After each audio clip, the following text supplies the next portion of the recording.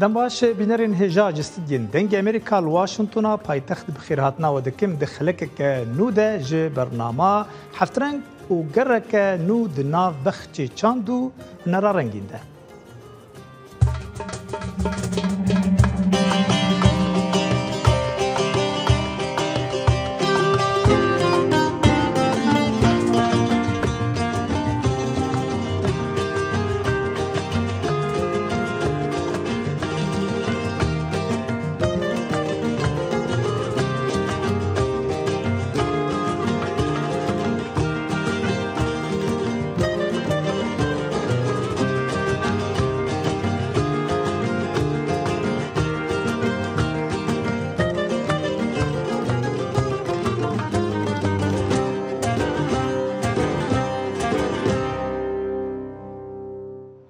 بینرین هجا ام گرا خواه جستنبول دست پی بکن هنرمند کردی زیرک رستم آغالا لی ناوا باجه پیشنگه که پر بالکش وکر گوش وازا خواه یا دربرینی و سمبولیک دبر همین خود نیشان دا که به هفره لوی راپورتی درباری پیشنگه ها رستم ده تماشا بکن.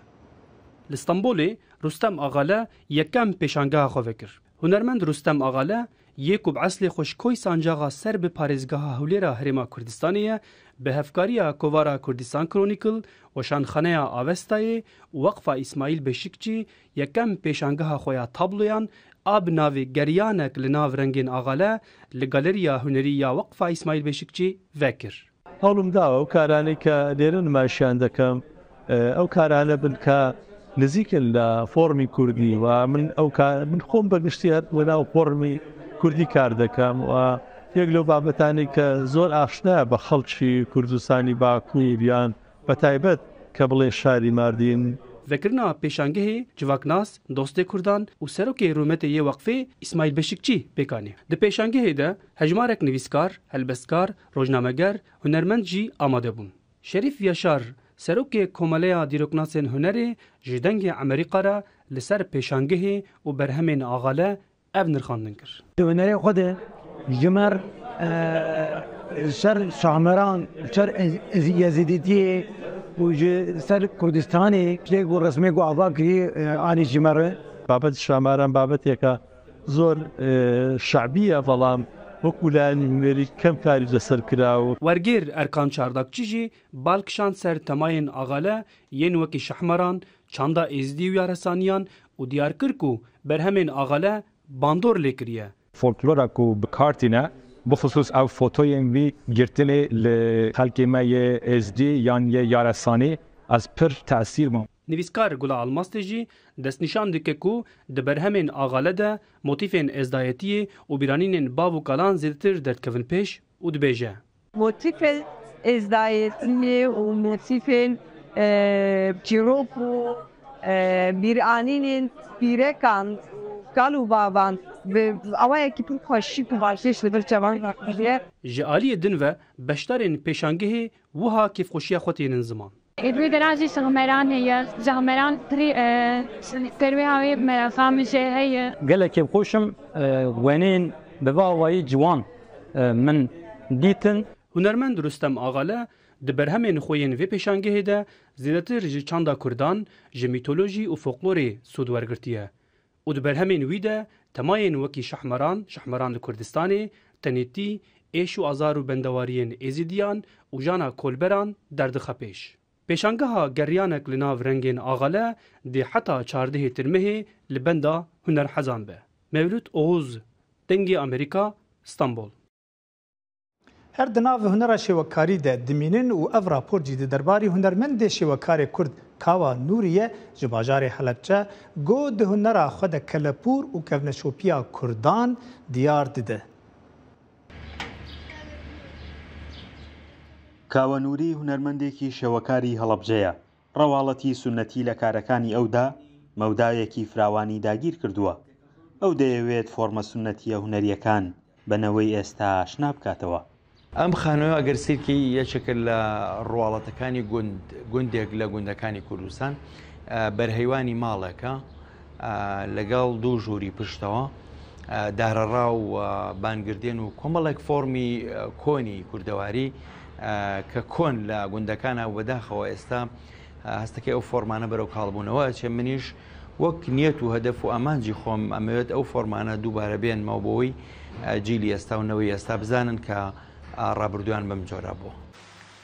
کاوەنووری شوێنە گشتیەکانی کردوەتە ناوەندێکی گرنگ بۆ خستنە ڕووی کارەکانی. ئەم خانووە ماڵی وەسمان پاشای جافە و یەکێک لە دیارترین سیما شارستانی تێکان بووە لە مێژووی هەڵەبجەدا. ئێستا دروستی کردووەتەوە. لە ڕاستیا شوێنە گشتەکان بە گشتێک سێکێن لە هاوینە هەوار و لە مارچێت و لە باخ و لە سەیرانگاکان خەڵکێکی زۆر ڕووی لێ ئەکات. بۆیە گرنگە لەو شوێنانە تۆ بتانی پەیامی خۆت هەبێ، بتانی شوێنت هەبێ، بتانی دیمەنێک پیشانی ئەو گەشتیاران ئەو خەڵکە بیت کە پێی مرتاح بن، چاویان پێی تێر بێ، جوان بە بەلایەنەوە.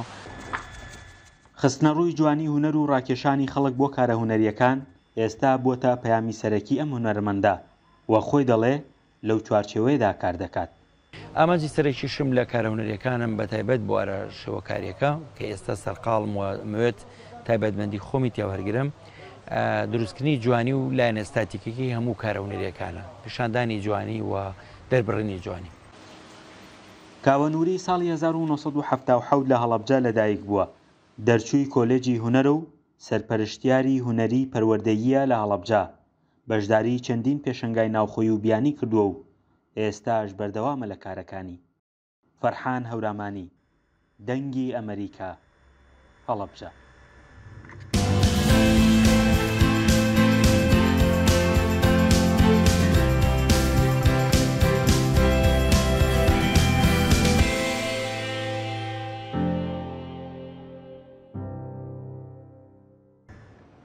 رامالجی موزیکژنکی کورد ji Slêmaniyê bi hest zanîn û hezkirin Amîra Ewdê bi kartîne û bi wê stranê Kurdî yên resen pêşkêş dike û balê dikişîne ser vê Amîrê û hunera xwe jî.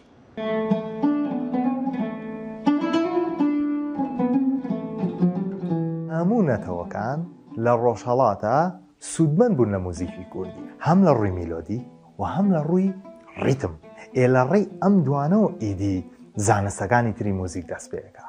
میلەتانی ڕۆژهەڵات سوودیان لە موزیکی کوردی بینیوە، بەداخەوە کە هیچ ئاماژەیەکی پێنایەن، بەڵام ئێمە یەکێکین لە دەوڵەمەندترین نەتەوەکانی دنیا لە موزیکدا و بە تایبەتی لە میلۆدی فۆلکلۆریدا.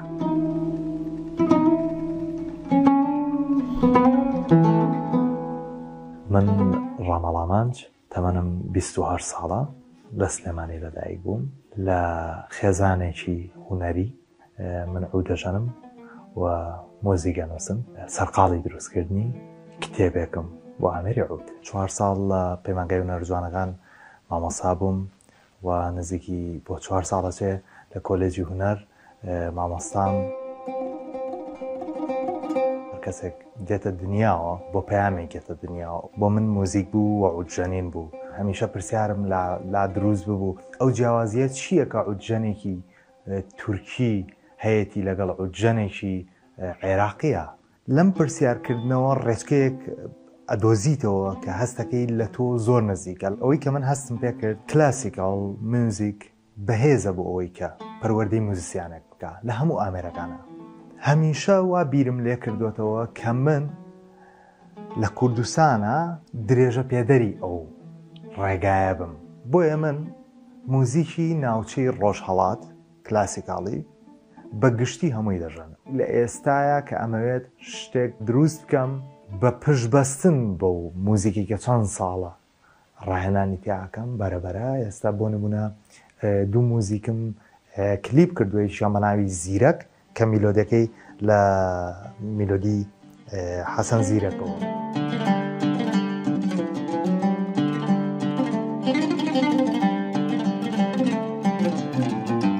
کتێبەکەیە نووسیمە، نزیکی 20 دانە موزیکم دروست کردووە کە 5 دانە لەوانە میلۆدەکەی هی خۆمە، 15ەکەی تری سوودم وەرگرتووە و ئەمەم بۆ کردووە لەبەرەوەی کە ئێمە نووسینمان زۆر کەمە لە بابەتی موزیکە.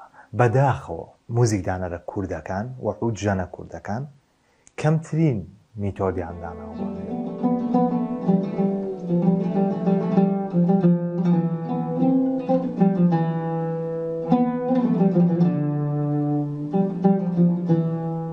ئەمێرەکە نزیک بە 5,000 ساڵ تەمەنێتی و ئەو ڕەوتەی کە دروستیش بووە زۆر پەیوەست بووە بە کەسێکەوە کە ناوی زریا بە کەسێک بووە کورد بووە.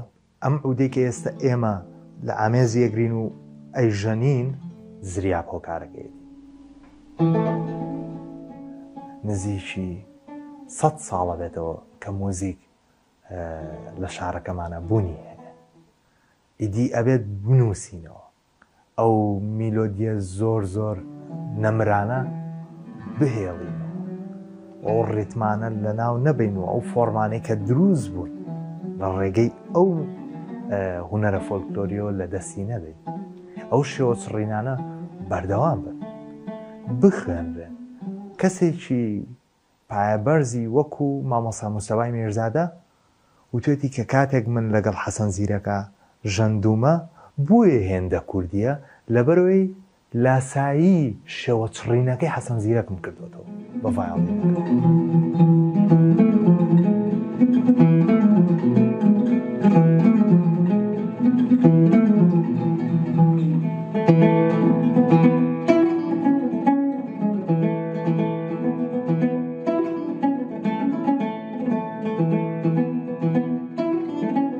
کاتی تۆمارکردن کاتێکی زۆر خۆشە. هەموو شتەکان تەواو بووە. ژەندن لە ناو ستۆدیۆیە جیاوازە وەک لە سەر ستێج یاخود لە ماڵەوە کاژەنی لە ستۆدیۆی سولی میدیا کە وەک ستۆدیۆی خۆمایە هاوڕێی عەزیزم مامۆستا برەری ئیسماعیل زۆر هاوکارمە لە ڕێکۆردکردنی کارەکانە. یعنی ئەمە هێڵێکە لە ژیانی منە بەردەوامی هەیە مۆزیک نووسینەوە پاشان تۆمارکردن پاشان بڵاوکردنەوە.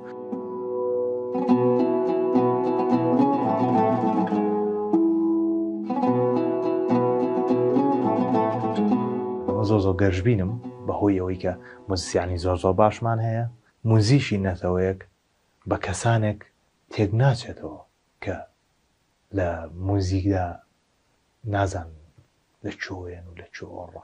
موزیک بەو کەسانە پێشەکەوێت کە هیوایان هەیە کە گەشببینن کە ڕۆشنبیریەکی قوڵیان هەیە.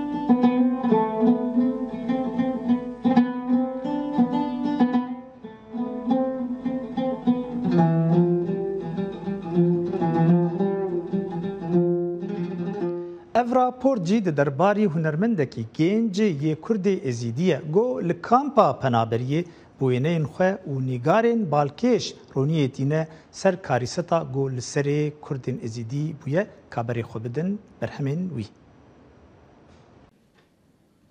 Demê karesata şengalê ewzarû bû lê gelek dîmen ji bîran nekirîne û niha dikete tabloyên hunerî da ku çi caran nehêne ji bîrkirin. Neşwan ji dayîbûyê sala 2005 ye li qeza Şengalê û niha li kempa Êsya li bakurê deşta Neynewan niştecê ye wekû aware. Neşwanî ji zarokîniya xwe heza hunerê nîgarkêşiyê hebûye lê piştî karesata Şengalê ibtinê dîmenên bi çavên xwe dîtîn dikete tablo.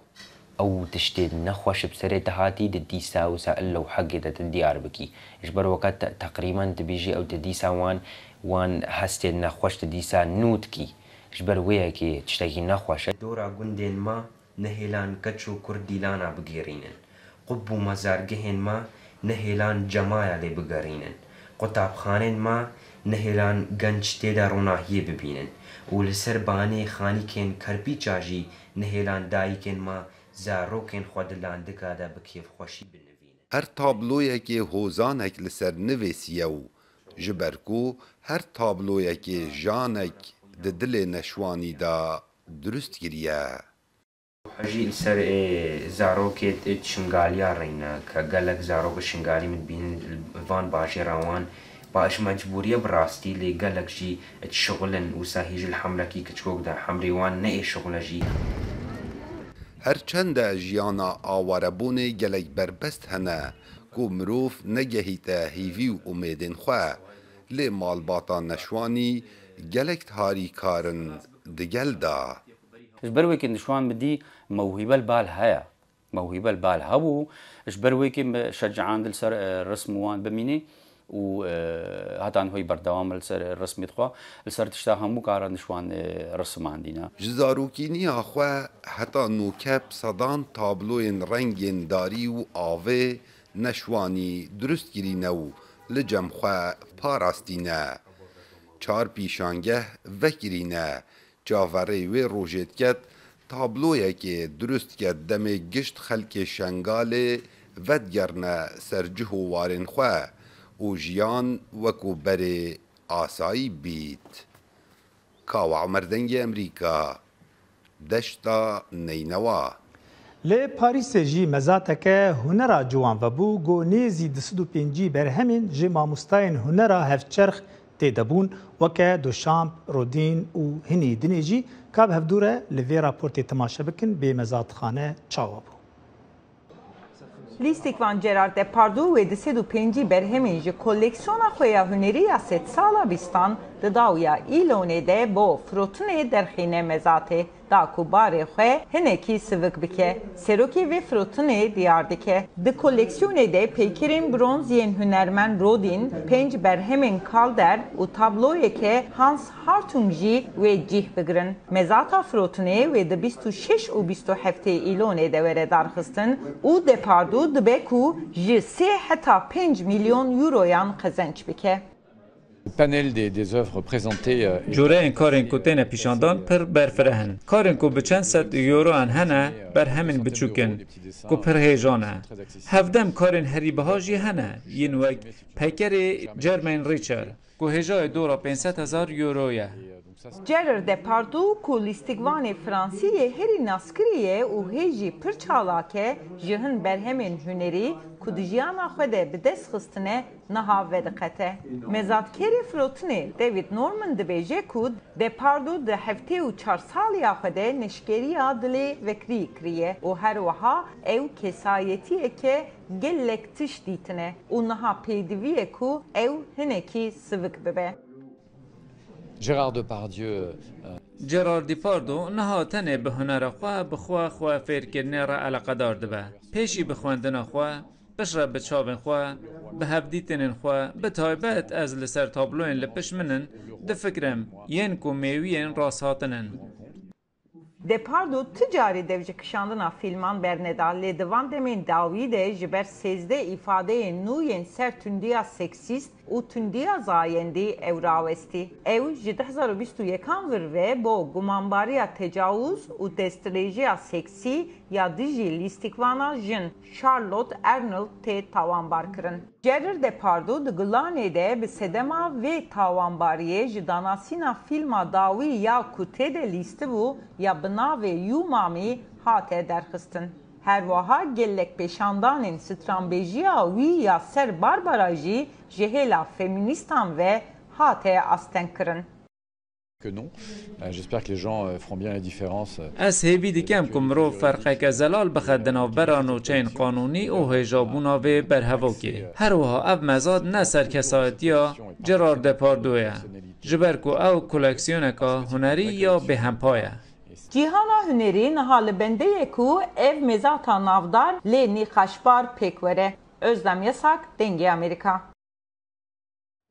Bînerên hêja emberê xwe bidin Holanda ba mamostayê mezin Rembrandt got tabloyek wî ya nenaskirî hate nîşandan ku berhemeke nû ji berhemên vî hunermendê mezin zêde kir xelata cîhanê û bo temaşevana û mêvana jî çavê wan bi wê berhemê ronî kir. لە ئەمستردام لە مۆزەخانەیە ڕێکس پەردە لەسەر کڕینی دوایمین تابلۆی ڕامبران دادرا لە نێو شاکارەکانی دیکەی سەدەی حەڤدەهەمدا لە گەلەری شەرف لە مۆزەخانەکەدا جێگەی خۆی دەگرێتەوە. پێشتر خاوەندارەتی ئەم تابلۆیە بنەماڵی ڕۆتشیلد بوو. کاتێک ئەو خێزانە بڕیاری فرۆشتنیاندا فەڕەنسا تابلۆکەی بە گەنجینەی نیشتیمانی ناسان کە دەبێت پابند بێ بە قەدەغەکردنی هەناردەکردنیەوە. بەڵام لۆڤەر دەستبەرداری مافی کڕینی ئەو تابلۆیە بوو چکە نەیتوانی پارەی پێویست دابینکە بۆ کڕینی ئەو تابلۆیە. پاشان لەلایەن مۆزەخانەی ڕێکسەوە بە بڕی 175 میلیۆن یۆرۆ لە مەزادێکی ئاشکرادا کڕیان. ئەمە یەکێکە لە گرنگترین وێنەکانی خۆی لەلایەن ڕامبراندتەوە دروست کراوە کە خاڵی وەرچەرخانی کارە هونەرەکانیەتی تا ئەم کاتە زۆر بۆ وردی نیگاری کێشاوە هەمیشە بۆ فرۆشتن کاری هونەری دەکرد دواتر بە تەنیا دەستی کرد بە کاری هونەری لە ئەستودیەکەی خۆی و لە نەکاو زۆر بە ئازادی نیگاری دەشێشا و دەستی کرد بە تاقیکردنەوە. بە دووری نازانرێت جارێکی دیکە تابلۆکانی ڕامبران بەم گرنگیەوە بکەوێتەوە بەرچاوی کڕیارانی تابلۆ هونەریەکان. بەو پێی ئەم تابلۆیە دوایمین تابلۆ سەرێشەکانی بووە کە لە لای خانەوادەکەی بەجێماوە. ئەوانی دیکە هەمیان لە شوێنە گشتیەکان و مۆزەخانەکاندا پارێزراون. ئەمە ئاهەنگێکە، ئەمە گەڕانەوە نییە بۆ نیشتمان. بەڕاستی ئەمە ئاهەنگی گەڕانەوەی ڕامبەرانتە بۆ نیشتمان دوای 400 ساڵ. بۆ خەڵک لێرە لە موزەخانەی ڕێکس گەلەری شەرەف کە شانازیە بۆ میلیۆن ها کەس هەموو ساڵێک ئەوان دەتوانن چێژی لێ وەربگرن. تا ئەو ڕۆکە چەندین کۆپی تابلۆکانی ڕامبران بوونیان هەیە و تابلۆی زەیتین. ڕەنگە چاپەنیەکانی ئەم تابلۆیە لەم کۆپیەوە وەرگیرا بن، بەڵام سەرڕای ئەوەش ئەم تابلۆیە سەرچاوەی هەیە و مێژۆکەی دەگەڕێتەوە بۆ سەدەی هەژدا. ئاسۆ جەبار، دەنگی ئەمریکا. Ev raporcî di derbarê mozexana hunera hevçerx modern li İstanbulê gobalê pir dikişîne ser hunera hevçerx û dergehê İstanbulê li pêşiya cîhana hunera nûjen vedike. Mozexaneyê hunerî modern li İstanbul telarsazekî beregez îtalî dîmenekî dîkey bi mozexaneke dawa. Ew ew rojeya ka telarsazeke çawerwanî bû. بەڕوو سووری لە کۆنگرەی ڕۆژنامەوانیدا باسی ئەو پارچە هونەریە بکات کە کردوێتی بە باڵای مۆزەخانەی هونەری مۆدێرندا لە ئیستانبول.